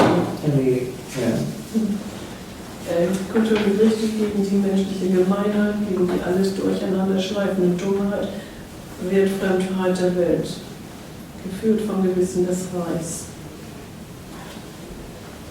Yeah, that's right. That's further on in the section that deals with death. Maybe we should come to that in a minute. Now we're starting with Ideologie des Reichs. So we're going back to the text, die echte Ideologie des Reichs. Wir müssen sterben. And there is a beautiful reference to Hölderlin, to Hyperion, on page 314. Weißt du, ruft dieses tiefsten Selbstgefühls Hölderlins Amabanda im Hyperion, weißt du, warum ich nie den Tod geachtet? Ich fühle in mir ein Leben, das kein Gott geschaffen und kein Sterblicher gezeugt. Ich glaube, dass wir durch uns selber sind und nur aus freier Lust so innig mit dem All verbunden. Yeah, this is I think that is the central idea for Bloch here. Yeah? Ich fühle in mir ein Leben. Weißt du, do you know why I've never feared death? Or nie den Tod geachtet and never even considered death. I feel within me a life that no God has created and no mortal has conceived. Ich glaube, I believe, dass wir durch uns selber sind, that we are through ourselves und nur aus freier Lust so innig mit dem All verbunden, and only out of free lust so intimately connected to all, to the all things. Free choice, it says in its English. Free choice? I don't think that's as good, actually. No, it's free lust. That's Free choice sounds like some kind of rationalist marketeer. Yeah. That's how we're connected to the all. No, it's free lust. It's very free important. lust is that really freie Lust? Yeah. Free lust is it not to Yeah, for freier Lust because I want to. Yeah. You have Lust. Yeah. Yeah. I'm feeling really good about myself. Yeah. And No, but I think it is definitely a desire. Though. Yeah. It's desire. It's not lust in the sense of sexual lust. But it's desire. That's 252. Free choice. Free choice. All right. No. I can see why it was translated like that, but maybe you could see free appetite or. About 12 lines from the bottom. Okay, thank you. Free choice. Yeah. But if you take this statement, I mean, it's a bit ambiguous. When he said that I feel a life within me that no God has created, it implies that he has an understanding of these two different kinds of life, that there is a kind of a life that he knows which no God has created and another which God has created. So, I mean, it's very quizzical, puzzling. I mean, the Siebers understanding. Well, it's a clear challenge to Descartes, isn't it? I mean, because it's saying that through introspection, I find nothing introspectively that is caused. I mean, that's what. It's not a contrast. That there would be a way of going inward and finding a godly life, but it's rather that in the very act of going inwards, I don't find what I find in the going inwards to have come from somewhere. Yeah, exactly. I'm sorry, what are you talking about now? This phrase here. I don't recognize it. In the sense that for Descartes, it's the introspective move which is the uncovering, of my being caused by God. And he says, I don't find this. Yeah, he says I don't find this. All I find is pure positing. This Freie Lust, with which I'm connected to everything. He doesn't make a reference to Descartes, but it's an allusion. Yeah. It's an allusion to the Cartesian meditations. And the same happens, if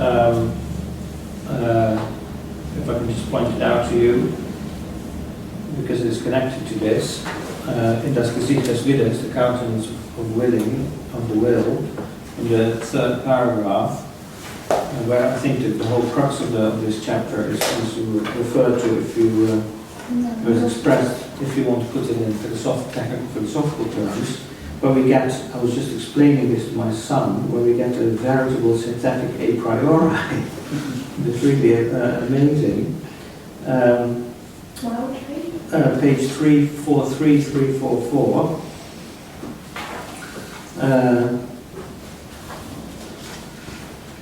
So he talks about, the transcendence by Kant's prohibited metaphysics, etc.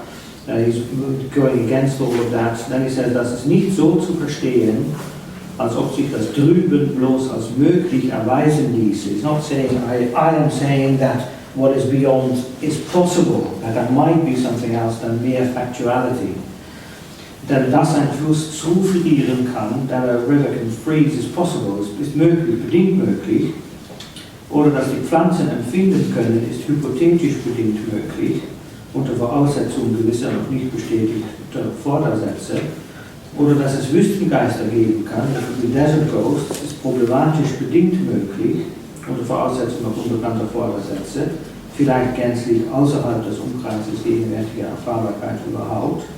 Aber, dass wir selig werden, dass es das Himmelreich geben kann, dass sich der evident eingesehene Trauminhalt der menschlichen Seele auch setzt, dass ihm eine Sphäre wie immer bestimmter Realität korrelativ gegenübersteht, das ist nicht nur denkbar, das heißt formal möglich, sondern schlechterdings notwendig, weit entfernt von allen formalen oder realen Belegen, Beweisen, Erlaubnissen, Prämissen seines Daseins aus der Natur der Sache a priori postuliert und demnach auch von utopischer, intensiver Neigung genau gegebener, essentieller Realität. So, well, what I think he says here is the fact that we will become whole, put it like that, or that the kingdom of heaven, which is not in heaven but here, can be there, is necessary. And that's not something, and so it's synthetic because it's not necessarily given with factuality as such, but that it does not depend on any kind of proof, on any kind of argument, on any kind of premise, but is in an a priori sense located in the nature of the case itself. My experience of myself as desiring, because that is the heart of it, as having this freie Lust, to go back to a Hölderlin's statement, is itself enough. That is the point that, when taken seriously and not denied, leads to the whole structure of the utopian philosophy. And that is in a way also going into a ground of subjectivity, or something like that. It seems to me almost like a gloss on this statement, this quotation from Hölderlin. That is what I find in myself, and that's not something that can even be expressed in a subject-predicate proposition, because it is a not yet. It is precisely this not yet threshold of consciousness. So we cannot advance propositions about this point. We can only express it in adequate, more or less or more adequate language, or in our actions, or in whatever form of manifestation we can give to it. But that's why it is also necessarily, I would say, a speculative moment. It is something in which the speculative itself, as that which goes beyond the factual or facticity of the facts or whatever can be ascertained and expressed in subject-predicate structures, shows itself. So it is something, to use a distinction from Wittgenstein, it's something that cannot be said, but it's something that shows itself. And philosophy is nothing else for Bloch, and I think it's the same for Adorno, is nothing else than pointing to it, than showing it, or finding ways to show it. Remember when, last year, some of you were here when we read Negative Dialectic, there was this wonderful paragraph where he says, philosophy is like music, it is a kind of hovering that never really directly says what it needs to say, and as like music, it is under threat of disappearing. It can disappear, it is a cultural formation, it is something that might also not be. But as such, I think that seems to be a very, very crucial point, and also one of the points where, of course, Bloch remains very vulnerable, because if you say, I've never felt anything like that, I've never had this sense of food in which, out of free lust, I connected to everything, then that's the end of the discussion, I think. I don't see how you could any further than that. But I think can I go back to Höllen's last final?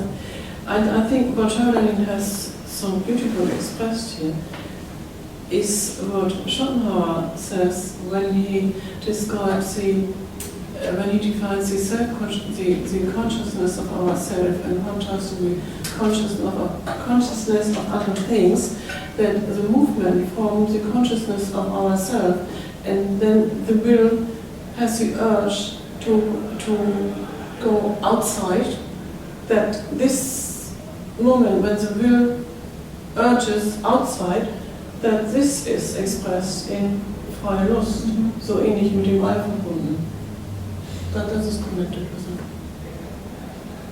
I don't know how to express myself clearly or not. The will for Schopenhauer is a will that wills itself. So the will wills itself, and it doesn't want to connect to others in free lust. It wills itself. But your phrase free lust is, I think, it's kind of.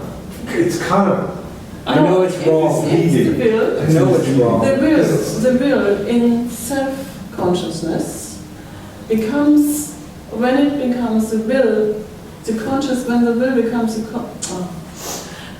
the consciousness of other things, then the will is striving outwards. Yes, that's right. And this striving outwards, I think, is here as freie Lust.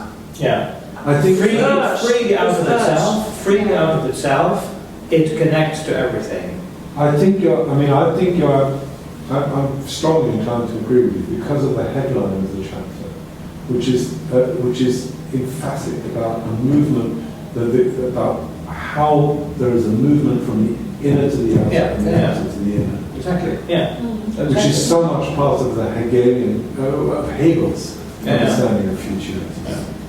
And so the point of it doesn't surprise me at all. The point at which Bloch attempts to formulate futurity is constituted by this inner outer movement.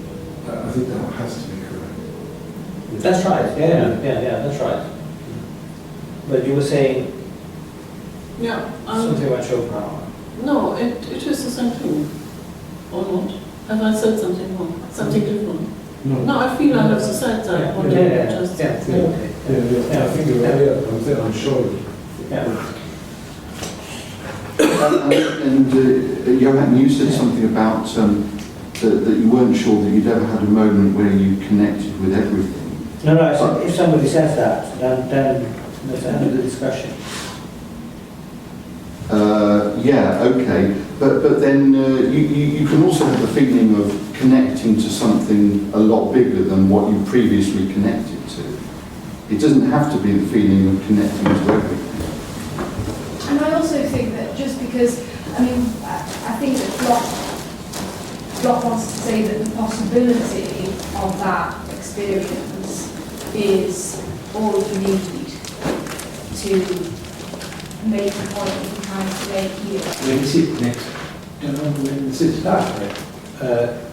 It's on. It's starting in end of January. Oh, 7th of January. 7th of January. It's on the website. Lawrence Hemming is going to take. He will say something about it in a minute. You have to go now. So you have to read it. Go on. I was just going to say that, no, you made the point that if you as a person say, I've never had such an experience, and then the dialogue with Bloch, with utopian philosophy, doesn't go any further. Yeah. And I think that's definitely, you definitely say that. But I don't think that for Bloch, it's dependent on every person having, or being aware of having such an experience, the possibility of that experience being able to take place in subjectivity that is important. And I mean, you might say, if you wanted to bring it down to purely quantitative terms, that only one person ever needed to have that experience, such an experience, to make this possible, a possible foundation for these ideas. Yeah, that's right. I think that's true for Hölderlin as well. Yeah, okay. Because I think the argument with Hölderlin is that because of the absolute, the German romantics understood the absolute. So instead of positing there's the absolute that posits the subjectivity and nature. For Hölderlin and Novalis argued against Fichte and these people, and thought that is the I or subjectivity and nature are they're co-join these two, because that's what constitutes the absolute. It's the very idea of connectedness is what makes the absolute. Yeah, that's true. Yes, that's certainly true. And so that's also why this movement from inner to outer and from outer to inner is, of course, it's very much Hegelian, but I think also for Hegel, but it goes, so when he writes about how he gets these terms, he always goes back to Eckhart and to Böhme. So, and I think that's what Hegel is saying. But the origin of these terms lies in medieval and German mysticism. And I think that is very much also an inspiration for that line in romantic philosophy of nature. You find that Eckhart uses this slightly odd word Innigkeit. Yeah. Or Innerlichkeit he sometimes says. Yeah. But he uses both. And it's not at all clear what he means by it. I mean, my own view is that Hegel's and Schopenhauer's reading of it is a complete misreading, because they read Eckhart through a subjectivist prism, but it's only if you've already understood the subject is constituted by an inside and an outside that you will read inwardness as something that is, as it were, that has no necessary manifestation in the material world. But if you read Eckhart as an Aristotelian, which he also was, then inwardness is everything within the cosmos, and therefore necessarily outward. Outward. That's the Blochian notion. Yeah. Exactly. But strictly speaking, therefore, there is no interiority to the person. Yes, that's right. And not in the sense. Not in the sense. In the romantic sense. Not in the romantic sense, but all the world is interior. Is interior because it's the inside of the cosmos. Yeah. So that's exactly it. And that's also why Bloch links that discussion to Marxism and reads Marxism through that lens. Right. And therefore so there's this idea that for the Marxists there is no, that's Sartre's problem with Marxism, wanted to enrich Marxism with an existential analysis of the subject. It's not necessary for Bloch, or it's even a misunderstanding of this Aristotelian inheritance in Marx. That's very much the case. Yeah. But again, at the same time, I think there's a great freedom in Bloch, and he doesn't really worry about speaking about inwardness or going inside into yourself. But he says, if you go inside yourself, you find that the road is very short, usually, yeah. And you have to, so there's, inside and outside are always... The geheime Weg, what is that again? Yeah. Ja, der geheimnisvolle Weg geht nach außen. The road of mystery goes outward. Yeah. And also he always quotes, that's what I think in terms of romantic concept nature, he also refers to Goethe, who of course says if you want to know infinity, then you have to go into the world. And that's also this long text on Faust in the Tübinger Einleitung in Philosophie, where he speaks on this relation between inner and outer in Goethe's Faust, and he makes these same points. We're still not closer to death, and it's already 5:30. So let's leave death, and let's just quickly go right to the end of the book, because I do think we have to look at that and then we stop. And then Lawrence, if you want to say something about the next term.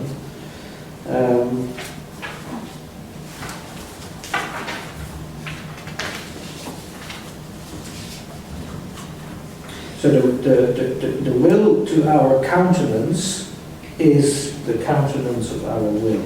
Yeah. 3, 4, 5. Yeah. Let us read the last paragraph.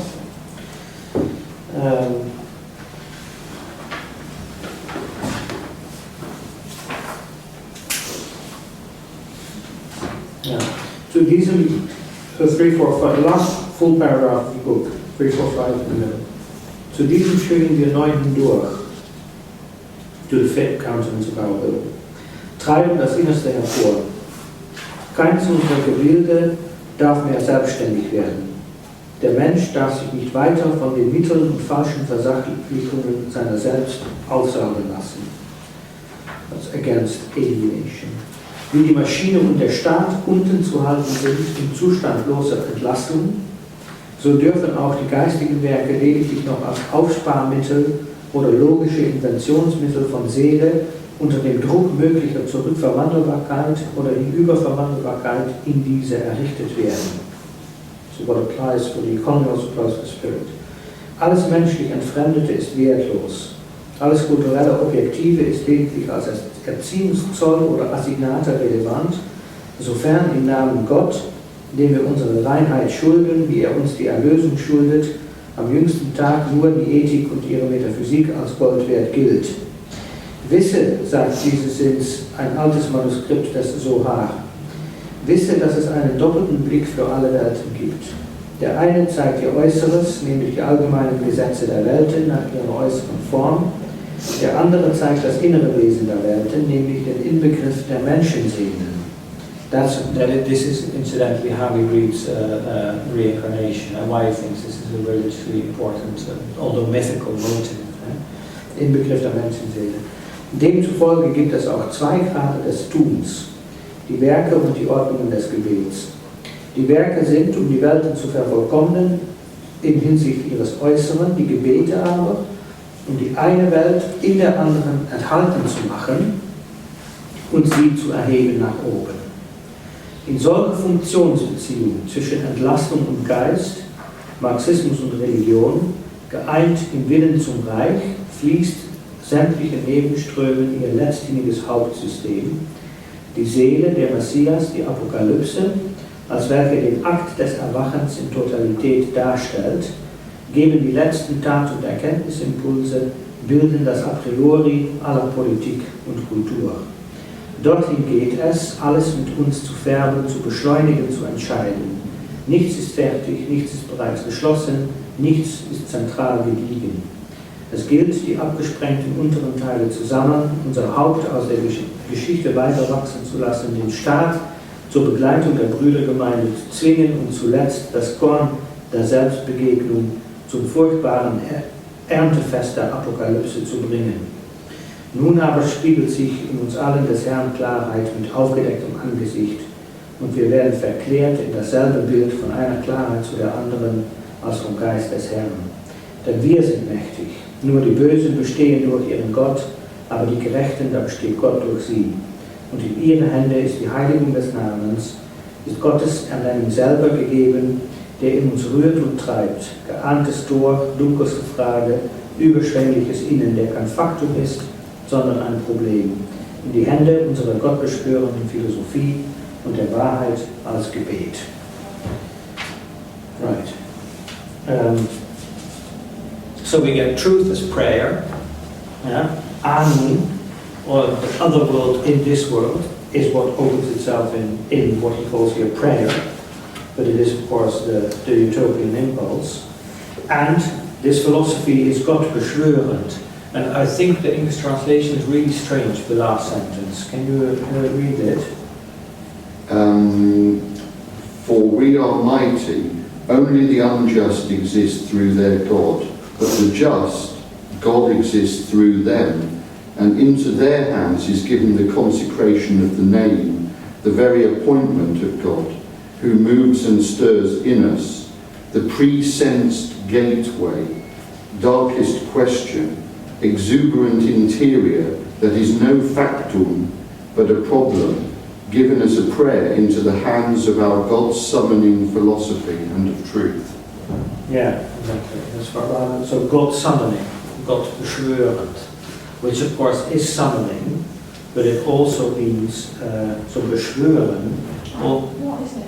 Yeah, beschwören, bezweren, means to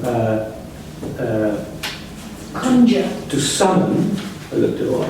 It means to summon or to implore, but it also means to cast a spell, Yeah. and it also means to ward off. So, eine Gefahr beschwören means to ward off danger. Yeah?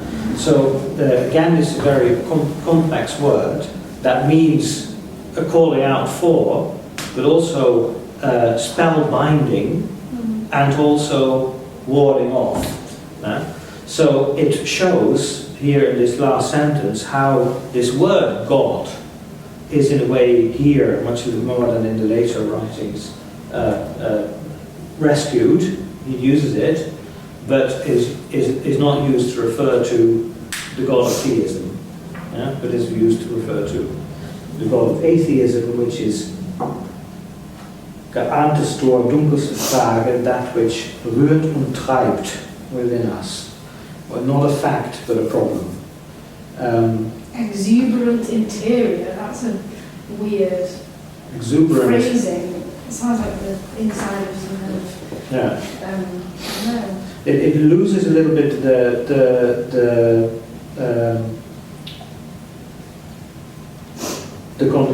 contradiction in the German überschwängliches Innen, which is an inner that boils over. Yeah? So it's überschwänglich means exuberant in the sense of bubbling over. Yeah? So our bubbly selves. Überschwängliches Innen is therefore is a little bit of a paradox. And like the end of, I think it's maybe a reference to the end of the phenomenology of spirit, where Hegel speaks of the dialectic, and in which not one member is drunk, and the chalice that overflows. And the chalice that overflows. Yeah. Okay, so right, well, this was a very inadequate discussion of the last chapter of the book, but I hope that what we have seen is how in this first book by Bloch there are the beginnings in an expressionistic, very philosophically maybe bewildering style, but nevertheless philosophically grounded in a quite a clear conception for Bloch himself of what he is doing, and an outline of the utopian philosophy according to the spheres of art, music, subjectivity, and religion.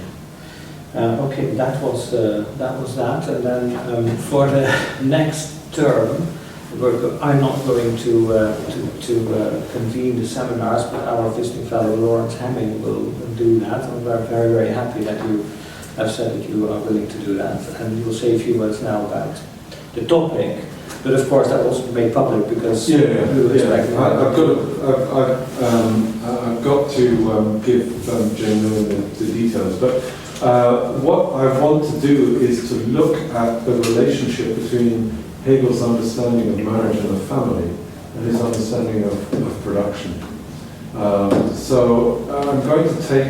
I thought we would begin with a general discussion of Hegel's dialectical method, but look from the perspective of the logic at the very end of the logic, and then undertake a series of very close readings of those sections where he refers to marriage and the family in some of the Jena lectures, in the phenomenology of spirit or phenomenology of Geist, and in the rest philosophy, the philosophy of light. We have 6 sessions, I think, next term. Yeah. It begins on the 7th of January, actually, which is beginning with a bang, really. But that's because of the peculiarity of the London term, which sort of functions like a second semester. Yeah. So there'll be one section on Hegel's pure metaphysics, and then showing how he relates that, or showing how he understands what develops in marriage and the family as a dialectical process. Okay, good. That will be very, very interesting. We've done Hegel before a little bit, but maybe not for everybody. We'll be there, and that will be a very good topic. One of the advantages of the topic is that Hegel is remarkably consistent in his understanding of marriage and the family from the very beginning to the very end. Yeah. It's from the Jena lectures right. So the Jena lectures are 1803, or the relevant ones are 1803 and 1804, but right up to the rest philosophy in 1823.